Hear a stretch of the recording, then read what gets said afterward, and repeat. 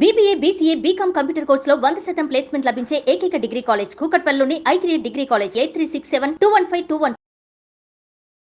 నమస్కారం, మీరు చూస్తుంది సుమన్ టీవీ. నేను మీ కీర్తి. నాతో పాటు ప్రముఖ ఆస్ట్రాలజర్ బ్రహ్మశ్రీ గౌరిగుంట్ల సురేష్ బాబు గారు ఉన్నారు. నమస్తే సురేష్ బాబు గారు. కీర్తి గారు నమస్కారం అండి. ద్వాదశ రాశిలో భాగంగా జూన్లో కన్య రాశి వారికి ఎలా ఉంటుందో తెలియజేయండి. సో కన్య రాశి వాళ్ళకు కూడా చాలా బాగుందని చెప్పాలండి. ఒక్క కుజుడు తప్ప మిగతా అన్ని గ్రహాలు చాలా అనుకూలంగా ఉన్నాయి వీళ్ళకి. ఇంకొకటి వీళ్ళకి కన్య రాశి వాళ్ళు కూడా షష్టగ్రహ కూటమి యొక్క ఇంపాక్ట్ పడి ఆపోజిట్ హౌస్లో ఎక్కువ ప్లానెట్స్ ఉండటం వల్ల ఇబ్బంది పడిపోయారు. అంటే అన్సర్టనిటీ ఎక్కువగా జరిగిందనమాట వాళ్ళకి. గోచారంలో ఎక్కువగా 7th హౌస్లో ఎక్కువ ప్లానెట్స్ ఉండకూడదు, కానీ వీళ్ళకి ఉండటం వల్ల కొంచెం ఇబ్బంది పడ్డారు. అయితే జూన్ మంత్ నుంచి వీళ్ళకి చాలా రిలీఫ్ అయితే వచ్చేస్తూ ఉంది అనమాట. ఓకే, సో మనం డీటెయిల్ కనుక చూసుకుంటే కన్య రాశి వాళ్ళకి ఉత్తర 2, 3, 4 పాదాలు, హస్త 1, 2, 3, 4 పాదాలు, చిత్త 1, 2 పాదాలు అంతా మనకి కన్య రాశిలోనే ఉంటారండి. పేరు బలం కనుక చూసుకుంటే వీళ్ళకి టో, పా, పీ, పు, షం, నా, టా, పే, పో పేర్లంతా కూడాను మనకి కన్య రాశిలో ఉంటారు. గ్రహస్థితి కనుక మనం చూసుకుంటే సూర్య సంచారం మిథున రాశిలో, బుధ సంచారం అగైన్ మిథున రాశిలోనే, శుక్రుని సంచారం మీన రాశిలోను, కుజుడు సింహ రాశిలో ఉన్నారనమాట. అంటే ఇక 12th హౌస్లో కుజుడు ఉండటం వల్ల ఈ కుజుడు కొంచెం ఇబ్బంది పెట్టే పొజిషన్లో ఉన్నారు. 12th హౌస్లో ఏ గ్రహం ఉన్నా మంచిది కాదండి. అందులోని క్రూర గ్రహం ఉంటే అంత మంచిది కాదు. నెగిటివ్ సైడ్లో ఖర్చు అవన్నీ ఎక్కువ పెడుతూ ఉంటారు అనమాట. వీళ్ళకి ఇది ఒక్కటే కొంచెం డ్రాబ్యాక్, బట్ ఓవరాల్గా అన్ని విషయాల్లో చాలా బాగుంది. మనం సూక్ష్మ గోచారం, లఘు గోచారం ఉన్న ఒక కాన్సెప్ట్ కనుక చూసుకుంటే మన మహర్షులు ఇచ్చిన దాంట్లో చూస్తే 10th హౌస్లో సూర్యుడు ఉండటం వల్ల బాగా కలిసి వస్తుందండి. ప్రొఫెషన్లో చాలా స్ట్రాంగ్గా ఉంటారు వీళ్ళు. ఏమంటారు, గెయిన్స్ ఆఫ్ లేబర్. మీరు ఎంతైతే కష్టపడతారో కష్టపడిన దానికి రిటర్న్స్ ఇమీడియట్గా వచ్చేస్తాయి. ఇది ఒక బెస్ట్ టైం. మీరు ప్రొఫెషన్లో రిలేటెడ్లో ఈ మంత్, నెక్స్ట్ మంత్ ప్రొఫెషనల్ మ్యాటర్స్లో ఇలా పై చేగా ఉంటుంది.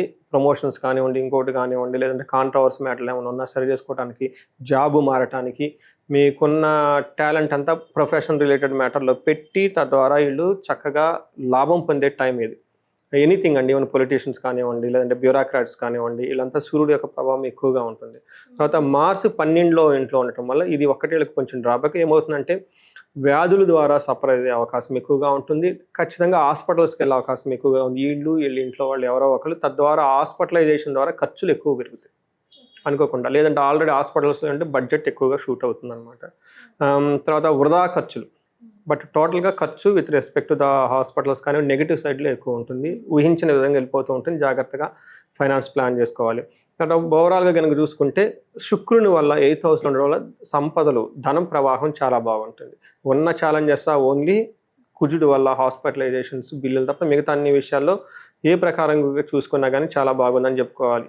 మనం డీటెయిల్స్ కనుక చూసుకుంటే సూర్యుడు 10వ ఇంట్లో ఉండటం వల్ల ప్రొఫెషన్లో అనుకున్న పనులు చేసుకుంటారు. మనకి మహర్షులు ఏం చెప్తారంటే అర్ధసిద్ధి, ధనం వస్తుంది ప్రొఫెషనల్లో. సదా ఆరోగ్యం బాగుంటారు. బంధుమిత్ర సమాగమ, అందరితో బంధువులతో కలిసి, బట్ మోస్ట్ ఇంపార్టెంట్ రాజదర్శన సల్లాపో అని చెప్తారు. తనకంటే పై అఫీషియల్స్ని కలవటము, ప్రమోషన్ తెచ్చుకోవటం, వీళ్ళకి కావాల్సిన బడ్జెట్ కానీ ఇంకోటి కానీ అడిగి చేయించుకొని వాళ్ళతో చక్కగా మాట్లాడి కన్విన్స్ చేసుకొని అన్నీ సౌఖ్యంగా ఉండే టైం అని మనం చెప్పుకోవాలి. బేసికల్గా ప్రొఫెషన్. తర్వాత ఇంటికి సంబంధించిన విషయాల్లో కొంచెం జాగ్రత్తగా ఉండాలి. ఇంటికి వీళ్ళకి లాస్ ఆఫ్ కంఫర్ట్ చూపిస్తుంది. మన సుఖంగా ఉండేది ఎక్కడంటే ఇంట్లో ఉంటాం, భార్య పిల్లలతో ఉంటాం కదా, అక్కడ కొంచెం డిస్టర్బెన్స్ వచ్చే అవకాశం ఎక్కువగా ఉంది. మనం ఇందాక బిగినింగ్లో చెప్పుకున్నట్టు మార్చ్ వీళ్ళకి అంత సరైన టైము. అంటే వీళ్ళు మార్చ్ వచ్చేటప్పుడు ఒక 30% గుడ్ చేస్తారు, కానీ ఒక 70% కొంచెం డిస్టర్బెన్స్ క్రియేట్ చేస్తూ ఉంటారు. ఏ ప్రకారం అంటే ప్రవాసం. ఖచ్చితంగా మకర రాశి వాళ్ళు కనుక చూసుకుంటే ఉన్న ప్లేస్ నుంచి వేరే ప్లేస్లోకి వెళ్ళే అవకాశం ఖచ్చితంగా ఉంటుందండి. దాంతో కాకుండా వ్యాధి పీడ వీళ్ళకి, లేదంటే బంధువులతో కానీ వచ్చేసి తద్వారా ధనక్షయం అవుతుంది. ఖర్చులు దాని ద్వారా అవుతుంది అనమాట. దేహ పీడ, వీళ్ళకి సంచారం ఎక్కువగా ట్రావెల్ చేయటము, లేదంటే ఫారిన్ వెళ్ళటము, ఇంకో చోట ఉండటం, వీటితో పాటు 12th హౌస్ని ఫారిన్ స్టే అంటారండి మనకి జ్యోతిష శాస్త్రంలో.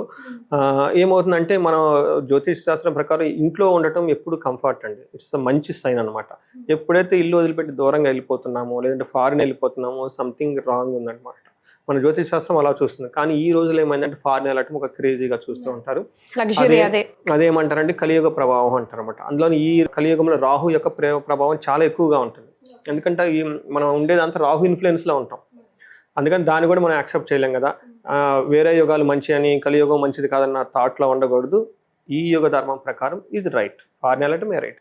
మరి అంతే కదా, చీట్ పడేది ఏమి ఉండదండి. It's all flow, Maya. TV చూస్తాం, కంప్యూటర్ చూస్తాం, మొబైల్ చూస్తాము, సినిమాల్లో చూసి ఫీల్ అవుతూ ఉంటాము. So this is all because of Rahu యొక్క ఇంపాక్ట్ ఉండటం అన్నమాట. అందుకని వీళ్ళకి ఏమవుతుందంటే 12th హౌస్లో ఉండటం వల్ల ఏమవుతుందంటే పూర్వకాలంలో మంచిది కాదు, కానీ ఈ కాలంలో అది మంచిది.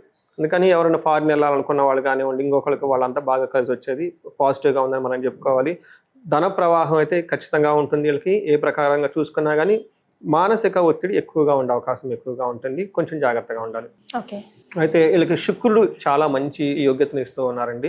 చూసుకుంటే వీళ్ళకి దుఃఖనాశ మహాసౌఖ్యం. ఇప్పటిదాకా వాళ్ళు ఏదైనా విషయం గురించి బాధపడుతూ ఉంటే ఖచ్చితంగా దానికి సొల్యూషన్ దొరుకుతుంది. మనం ఏం చెప్పుకున్నాం అంటేనండి, శుక్రుడు వీళ్ళకి షష్టగ్రహ కూటమిలో 7వ ఇంట్లో ఉన్నారు. శుక్రుడు 7వ ఇంట్లో మంచిది కాదు. అందులో పర్టికులర్గా with respect to the wife, with respect to the luxury, comfort, love, romance విషయంలో చాలా టఫ్నెస్ని ఫేస్ చేశారు వీళ్ళు.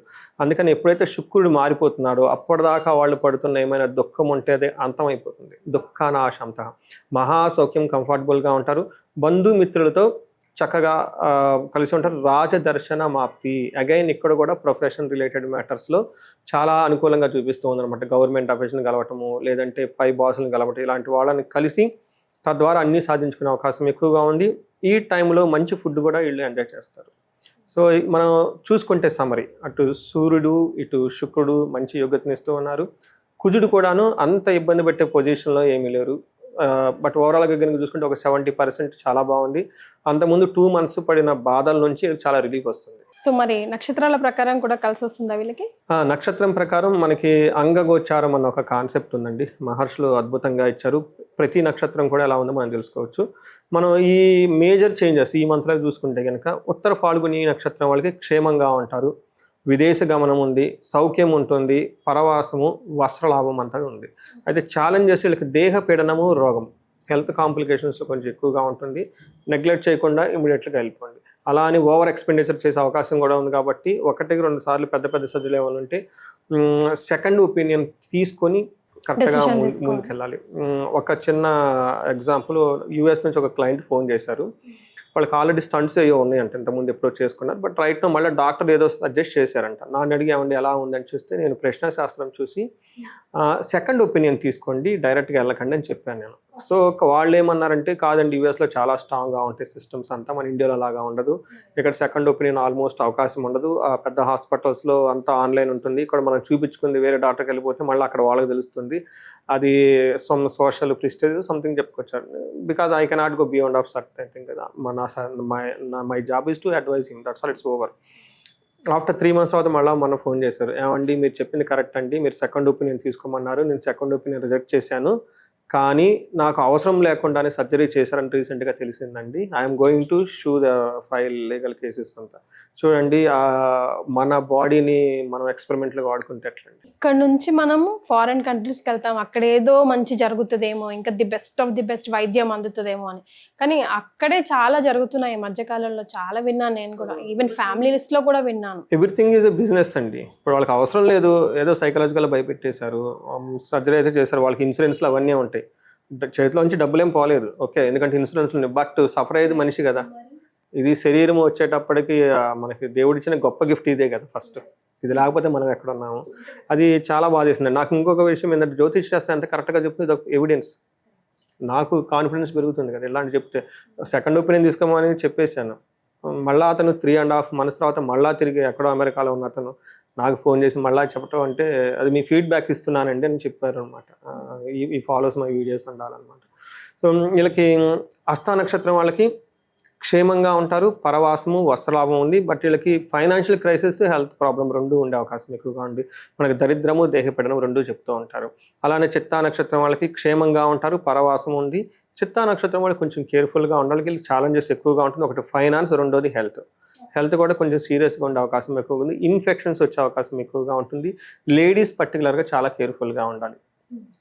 ఇది మనకి వీటితో పాటు ఉత్తర ఫాల్గుని నక్షత్రం వాళ్ళకి ధననాశనం, అనవసరంగా ధనం కోల్పోయే అవకాశం ఎక్కువగా ఉంటుంది. మిగతా నక్షత్రం వాళ్ళకి అంతైతే ఇంకా పెద్ద ప్రాబ్లం అయితే ఏమీ లేదండి. రైట్, మరి రెమెడీస్ ఏం సూచిస్తారు సురేష్ బాబు గారు? వీళ్ళకి సూర్యుని వల్ల కొంచెం ప్రాబ్లమాటిక్గా ఉందండి. సూర్యుడు 10వ ఇంట్లో ఉన్నా కానీ 4వ ఇంట్లో ఉండటంతో కొంచెం ఫిజికల్గా హెల్త్ రిలేటెడ్తో ఉండటంతో పాటు బట్ మేజర్ డెసిషన్ ఎక్కడంటే అండి 12th హౌస్లో కుజుడు ఉండటం వల్ల వీళ్ళు కందులు దానం చేయటం చాలా సింపుల్ అండ్ ఈజియెస్ట్ రెమెడీ. లేదంటే అట్లీస్ట్ కందిపప్పు దానం చేసినా కానీ ఈ రోజుల్లో ఎక్కువ కందులు దొరకడానికి కందిపప్పు చేస్తున్నారు. అంటే పరిహారాలు కూడా మోడర్నైజ్ అయిపోయాయి అనమాట. సూపర్ మార్కెట్లో వెళ్ళిపోవటం, ఒక కేజీ టక్కన పిక్ చేసుకోవటం, అంది వేల వరకు ఇచ్చిపోవడం, దండం చేసుకొని వెళ్ళిపోవటం. అలా ఫాస్ట్గా చేయగలగాలండి. అంటే లేదంటే అన్ని చాలా పెద్దగా, అంటే మనం బిజీగా ఉంటాము, ఉదయం నుంచి సాయంత్రం వరకు టైం ఉంటుంది. ఉన్న టైం కూడా సాటర్డేస్ వీకెండ్స్లో ఉంటాం. ఇది కూడా ఫ్యామిలీతో ఉంటుంది. ఎక్కడ టైం ఉందండి? అందుకని ఈ రెమెడీ చాలా క్విక్గా చేయటం ఇంపార్టెంట్. వీటితో పాటు వీళ్ళకి సుబ్రహ్మణ్యేశ్వర స్వామి దేవస్థానం చేయటం, మానసాదేవి స్తోత్రం అని ఉంటుందండి, అది చదవటం కనుక చేస్తే చాలా బాగుంటుంది. మిగతా అన్ని విషయాల్లో ఇంకా ఎవరైనా గనక ధనానికి ఇబ్బంది పడుతున్న కుబేరు పాశుపతం చేపించుకోవటం, తర్వాత కొంతమందికి వైఫ్ అండ్ హస్బెండ్ మధ్య సరైన అవగాహన లేకపోవటము, లేదంటే పెళ్ళిళ్ళు ఏదైనా లేట్ కావటం, దోషం ఏమైనా ఉంటే కనుక మనకి కన్సల్ట్ అయితే ఒకసారి జాతకంలో చూసి ఏమైనా దోషాలు అవన్నీ ఉంటే చూపించుకుంటే వాళ్ళకి అన్యోన్య దాంపత్య పాశుపతం కానీ వర పాశుపత అభిషేకాలు ఇవి చేయించుకుంటే బాగుంటుంది. రైట్. సో కన్యా రాశి వారికి జూన్ నెలలో ఎలా ఉంటుందో తెలియజేశారు. ధన్యవాదాలండి. ధన్యవాదాలండి.